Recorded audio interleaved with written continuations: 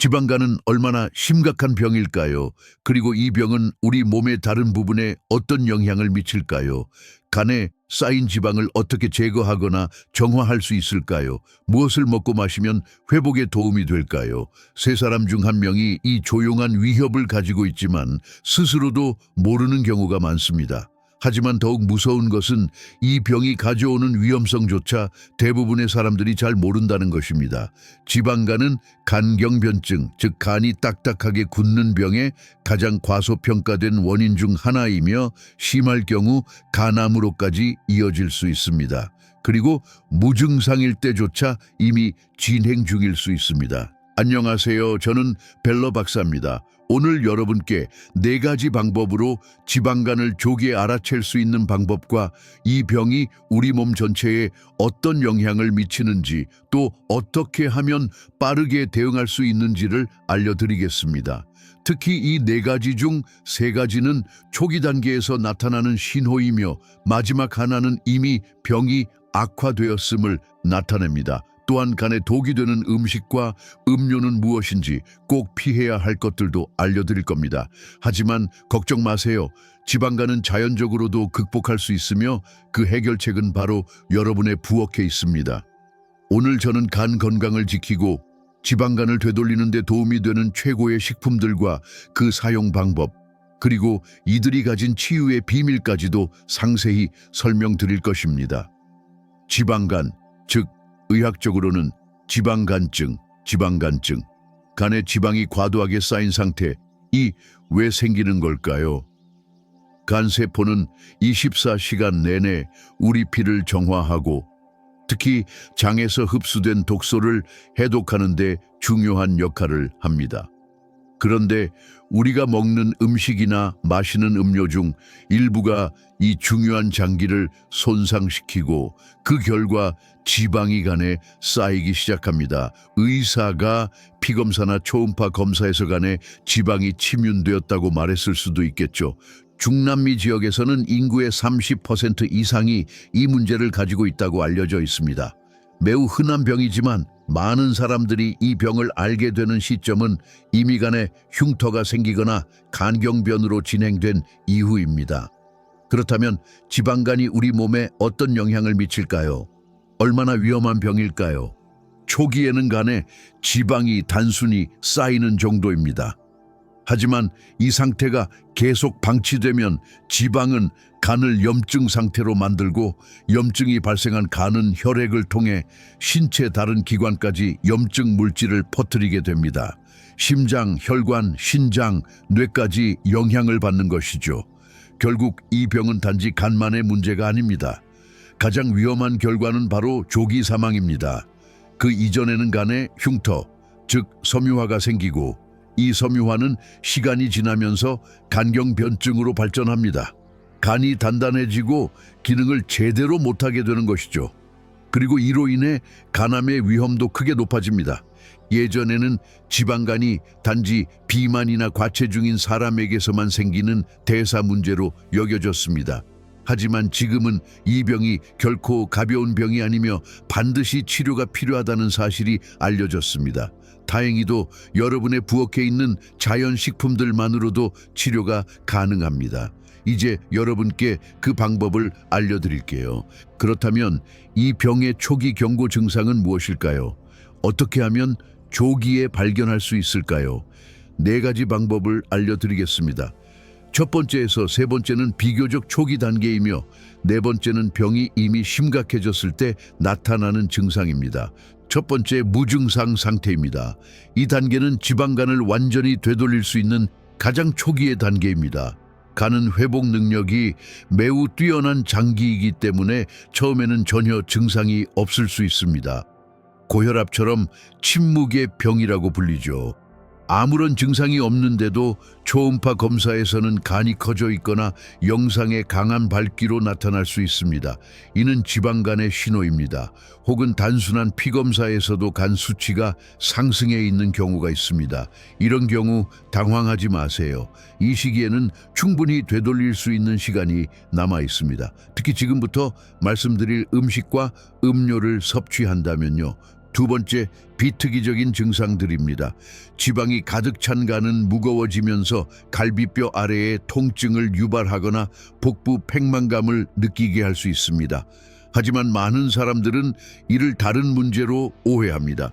위염이거나 담낭 문제, 혹은 단순히 소화가 안 됐다고 생각하는 거죠. 구역질, 구토, 복부 팽만감이 지속되는 경우도 많습니다. 사람들은 이것을 체했다고 표현하지만 실제로는 간 문제일 수 있습니다. 만약 이런 증상들이 있고 동시에 과체중, 비만, 불규칙한 식습관, 나쁜 생활 습관을 가지고 있다면 반드시 간 건강을 확인하는 검진을 받아보는 것이 좋습니다. 세 번째, 병이 더 진행되면 간에 염증이 생기기 시작합니다. 이로 인해 갈비뼈 아래의 통증이 계속될 수 있지만 많은 사람들이 간과하는 증상은 바로 어깨 통증, 특히 경합골 부위나 목 뒤쪽의 근육통 같은 느낌입니다. 마치 근육이 뭉친 것처럼 느껴질 수 있는데 이는 간이 염증 상태에 있을 때 나타날 수 있는 증상입니다. 더욱 중요한 것은 염증이 있는 간에서 분비되는 특정 물질들이 전신에 염증을 일으키고 산화 스트레스를 유발한다는 것입니다. 이로 인해 만성 피로와 쇠약감을 느끼게 됩니다. 항상 지쳐 있고 마치 격렬한 운동을 한 것처럼 기운이 빠지며 잠을 자도 개운하지 않은 느낌이 드는 경우가 많습니다. 또한 근육이나 관절에 명확하지 않은 통증이 생기고 긴장감이 극심해질 수 있습니다. 이런 상태에서는 체중 감량이 매우 어려워질 수 있으며 갑상선 기능도 저하될 수 있습니다. 그래서 간 기능 검사를 할 때는 갑상선 기능 검사도 함께 하는 것이 좋습니다. 이 모든 증상은 장기적으로 심장마비, 기억력 저하, 심지어 치매의 위험을 높일 수 있습니다. 네 번째, 합병증이 생겼을 때입니다. 병이 심하게 진행되면 훨씬 더 무서운 증상들이 나타납니다. 소변색이 진해지고 다리와 발이 붓기 시작하며 체내에 수분이 고이게 됩니다. 피부나 눈 흰자위가 노랗게 변할 수 있는데 이를 황달이라고 합니다. 온몸에 가려움증이 나타날 수도 있으며 특히 손바닥이나 발바닥 또는 이유 없이 멍이 드는 현상도 생깁니다. 이 정도 단계라면 이미 간에 심각한 흉터가 생겼거나 간경변이 진행된 상태일 가능성이 큽니다. 병이 더 악화되면 복부가 심하게 팽창하기 시작합니다. 수분이 복강 내에 고이면서 마치 임산부처럼 배가 부풀어 오르는 복수 복강 내 수분 저류 증상이 나타납니다. 하지만 다행히도 이러한 병이 초기 단계일 때는 충분히 회복이 가능합니다. 그렇기 때문에 지금부터는 간에 가장 해로운 음식과 음료들을 소개하고 그 후에 회복을 위한 습관들을 알려드리겠습니다. 오늘부터 당장 실천할 수 있는 것들이에요. 간 건강에 가장 해로운 음식과 음료, 그 첫 번째는 바로 과당이 들어간 음료입니다. 과당은 식물에서 유래된 당분으로 특히 과일에 많이 들어있습니다. 과일을 껍질째, 통째로 먹을 경우에는 큰 문제가 없습니다. 하지만 과일즙만 따로 짜서 마시면 과당만을 농축해서 섭취하는 셈이 됩니다. 이는 간에 매우 큰 해를 끼칩니다. 특히 상점에서 판매하는 과일 주스, 즉 팩이나 플라스틱 병에 들어있는 제품들은 과당이 더 많이 들어있고 각종 첨가물도 포함되어 있어 더욱 해롭습니다. 여기서 중요한 문제는 우리가 얼마나 산업에 의해 조작당하고 있는지를 모른다는 점입니다. 광고를 통해 이런 음료들이 건강에 좋고 매일 마셔야 에너지가 생기고 행복해진다고 믿게 만듭니다. 특히 아침 식사 시간에 많이 마시도록 유도하죠. 하지만 이건 모두 거짓입니다.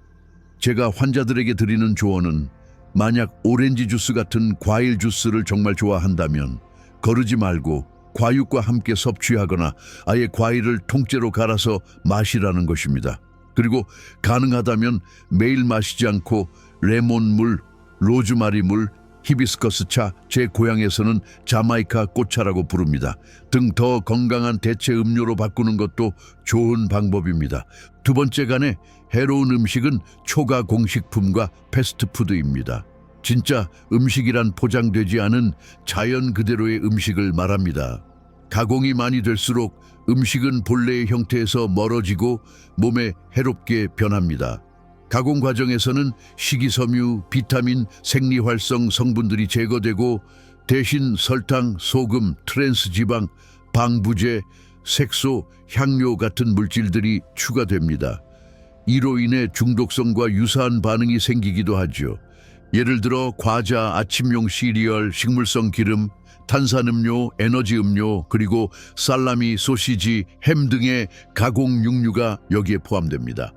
세 번째, 간에 가장 해로운 물질은 바로 알코올입니다. 사람들은 하루에 와인 한 잔이 심장 건강에 좋다고 믿습니다. 이는 포도에 들어있는 항산화 성분 때문인데 실제로는 알코올 자체가 아닌 포도에 유익한 물질이 도움이 되는 것입니다. 문제는 대부분의 사람들이 적정량이 얼마나 되는지 모른다는 것입니다. 인간에게 안전한 음주량이 어디까지인지는 아직까지 명확히 밝혀지지 않았습니다. 개인마다 다르기 때문입니다. 그리고 현재로서는 안전한 음주량이라는 개념 자체가 존재하지 않는다는 것이 학계의 정설입니다. 따라서 지방간을 치유하기 위한 첫걸음은 이 세 가지 과당 음료, 초가공식품, 그리고 알코올을 최대한 피하는 것입니다. 누구나 처음부터 이런 음식들을 좋아하는 것은 아닙니다. 어릴 때부터 사회와 광고에 의해 세뇌되어 이런 것들을 즐기게 된 것입니다. 심지어 이런 음식들을 먹지 않는 사람들이 이상하다고 여겨질 정도죠. 하지만 이제 중요한 것은 우리가 무엇을 먹고 마셔야 회복할 수 있느냐는 것입니다. 간을 회복시키려면 간 내의 염증과 흉터를 줄여주는 영양소가 필요합니다. 특히 비타민C와 E의 항산화제, 한겸 성분이 풍부한 식품들이 도움이 됩니다. 하지만 단순히 이런 음식을 먹는 것만으로는 부족합니다. 그 성분들이 파괴되지 않도록 어떻게 먹느냐도 매우 중요합니다. 지금부터 그 비밀을 알려드리겠습니다. 잘 메모하시고 매일의 식단에 다양한 방식으로 포함시켜 보세요. 몇 주만 지나면 간이 정화되는 것을 느낄 수 있을 것입니다. 무엇보다 첫 번째로 추천하는 간에 좋은 음식은 십자화과 채소입니다. 땅에서 낮게 자라고 잎이 녹색인 채소들, 브로콜리, 방울양배추, 콜리플라워, 겨자잎, 시금치 등이 여기에 해당됩니다. 이 채소들이 가진 주요한 유효 성분을 최대한 활용하려면 생으로 먹는 것이 가장 좋습니다. 만약 생으로 먹는 것이 어렵다면 찜으로 3에서 5분 정도만 조리하는 것이 이상적입니다. 너무 익히면 효능이 줄어들기 때문입니다. 또한 찐 채소를 접시에 담은 후에는 겨자가루를 뿌리는 것을 추천합니다. 이는 설포라판이라는 한겸 성분의 활성화를 도와줍니다. 설포라판은 열에 약하기 때문에 조리 과정에서 쉽게 파괴되지만 겨자가루는 이를 되살려주는 역할을 합니다. 이 성분은 간의 염증을 줄이고 재생을 돕는 가장 강력한 물질 중 하나입니다. 두 번째로 좋은 식품은 껍질째 먹을 수 있는 과일들입니다. 복숭아, 배, 사과, 자두 등이 여기에 해당되며 만약 여러분이 살고 있는 지역에서 석류를 구할 수 있다면 꼭 드셔보시길 바랍니다. 석류는 매우 강력한 항산화 효과를 가진 과일입니다. 비록 석류 껍질은 날것으로 먹기에는 딱딱하고 쓰지만 건조시켜 차로 우려 마시거나 가루로 만들어 음식에 첨가해도 좋습니다. 시트러스 계열의 과일 전반이 간 건강에 도움이 되지만 특히 자몽은 많은 연구에서 간의 염증을 줄이고 섬유화를 되돌리는 데 효과적이라는 결과가 나왔습니다. 하지만 꼭 기억하세요. 자몽의 주스만 마시는 것은 피하고 과일을 통째로 섭취하는 것이 좋습니다. 하루에 하나씩 자몽을 드시는 것을 추천합니다. 세 번째는 마늘입니다. 마늘은 생으로 섭취하는 것이 가장 중요합니다. 하루에 1에서 2쪽 정도를 으깨서 생으로 먹는 것이 간의 염증을 줄이는데 큰 도움이 됩니다. 뿐만 아니라 전신적인 보호 효과도 뛰어납니다. 매일 생마늘을 섭취하면 간암의 예방에도 효과가 있다는 연구 결과도 있습니다. 아침에 물과 함께 생마늘을 먹거나 조리된 음식 위에 생마늘을 뿌려서 드시는 방법도 좋습니다. 만약 생으로 먹는 것이 힘들다면 살짝만 익히세요. 60도 이하의 온도에서 3분을 넘기지 않아야 주요 성분들이 파괴되지 않습니다. 여러분께 지금까지 알려드린 이러한 비밀들은 단순히 맛있게 먹는 것과 건강을 회복하는 것 사이의 차이를 만듭니다. 네 번째 음식은 강황입니다. 강황은 매우 강력한 항염작용을 가진 향신료입니다. 하지만 중요한 비밀이 하나 있습니다. 강황은 그냥 섭취하는 것만으로는 체내 흡수가 잘 되지 않기 때문에 반드시 건조한 후추와 함께 먹어야 합니다. 티스푼의 끝부분만큼 아주 소량의 후추만으로도 강황의 흡수율이 크게 증가합니다. 또한 건강한 지방과 함께 섭취하는 것도 매우 효과적입니다. 예를 들어 아보카도 오일이나 엑스트라 버진 올리브 오일, 아보카도 자체 또는 치아씨드, 아마씨와 같은 씨앗들과 함께 먹으면 장에서의 흡수력이 무려 2000배까지 증가한다고 알려져 있습니다. 강황은 매일 섭취하는 것이 좋습니다. 연구에 따르면 손상된 간의 염증과 흉터를 완화시켜주는데 큰 도움이 됩니다. 게다가 건강한 간을 가진 사람에게도 강황은 간의 해독 기능을 강화해주는 효과가 있습니다. 이는 단순히 병을 예방하는 차원이 아니라 간을 더욱 강력한 해독기관으로 만들어준다는 뜻입니다. 다섯 번째로 추천드릴 음식은 사실 음료입니다. 바로 커피입니다. 하루에 1부터 3잔의 커피를 마시는 것은 간 건강에 매우 큰 도움이 됩니다. 커피는 간 보호 효과, 즉 간 보호 작용, 헤파토 프로텍션이 있습니다. 그 외에도 심장과 뇌 건강에도 이롭다는 연구 결과들이 많습니다. 카페인이 있는 커피든 디카페인이든 관계는 없지만 중요한 것은 설탕을 넣지 않고 마셔야 한다는 점입니다. 이 외에도 간에 좋은 음식들이 많이 있습니다. 여러분의 식단에 꼭 추가하셨으면 하는 것들이 있습니다. 바로 엑스트라 버진 올리브 오일이나 아보카도 오일입니다. 하루에 한두 스푼 정도가 적당합니다. 식물성 오일 중에서는 이 두 가지가 가장 좋은 선택입니다.